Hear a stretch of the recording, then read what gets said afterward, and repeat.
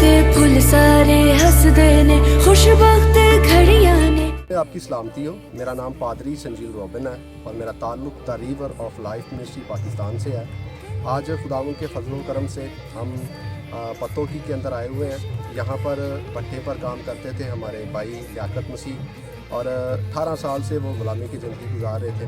खुदावंद ने river of life ministry को ये शरफ़ बख्शा, आज़ाज़ बख्शा, ये खिदमत दी, ये दर्द बख्शा कि आज हम खुदावंद के फजल से हमने उसके पैसे अदा करके लियाकत मसीह और उसकी पूरी फैमिली को यहाँ से आज़ादी दिलवाई है।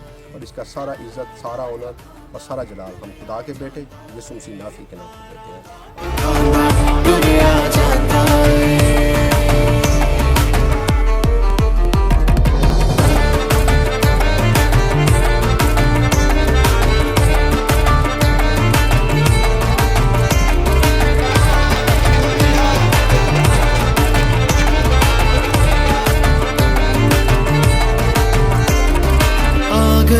छड़ के आसमाना नू खुशियां चढ़ गया सब इंसाना नू।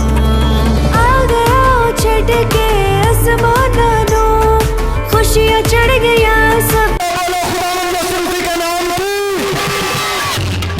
ये रात भी इमैनुअल के जो लुग़वी मायने हैं वो है खुदा हमारे साथ है।